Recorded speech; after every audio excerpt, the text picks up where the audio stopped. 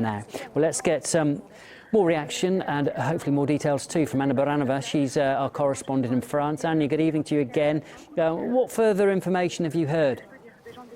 All right, so we know that the Interior Minister, Bernard Cazeneuve, he's already on his way to Nice.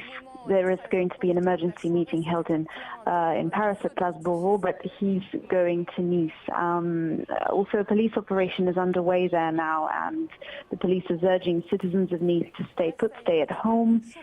As you've already mentioned, the city is on total lockdown, and there's a social media wave going on where people are posting a hashtag saying that their doors are open for anyone who's cut off from access to their home or hotel. They can come over to essentially complete strangers and spend the night at their place. And the death toll estimate is risen to 60 people. France TV status source. They're quoting the prosecutor, I understand, for that too. The prosecutor says that 60 people have been killed in this attack. And Annie, just to add to what you said there too, an eyewitness has said too, the driver was driving in zigzags in an attempt to maul as many people as possible. Clearly, it was an horrific attack. 60 people have been killed, the prosecutor saying at the moment. Sorry, Anya, continue.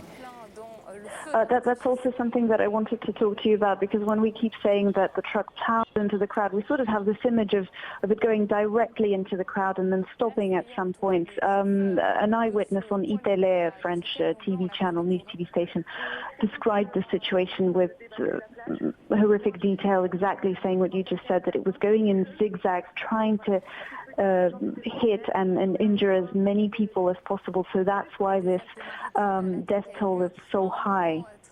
And I spoke to an eyewitness too, and we've also heard accounts throughout the evening that people actually heard this truck revving its engine before it then set off and basically headed straight into the crowd of people. And looking at the pictures too of that truck and the front of the truck, you can see the huge dent in the front of it, just showing you the speed it was probably travelling at the time.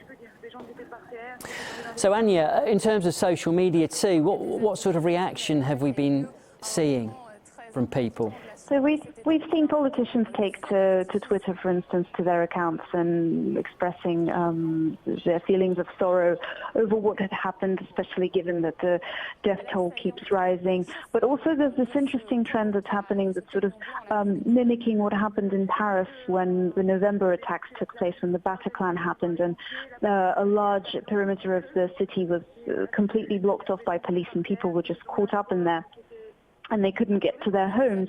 So people took to their Twitter accounts under a hashtag that united this whole movement, sending out the words that their doors are open and people could come over and spend the night. It's way past midnight here in France at the moment. And of course, many people in Nice have found themselves in a similar situation, because there's a lockdown around the area, around this Promenade des Anglais, and also in the whole city, as the police have already started a special operation.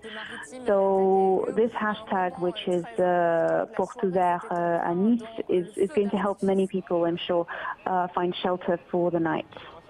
Okay, and we're just hearing too the French Interior Minister is heading for Nice now following this terrorist attack.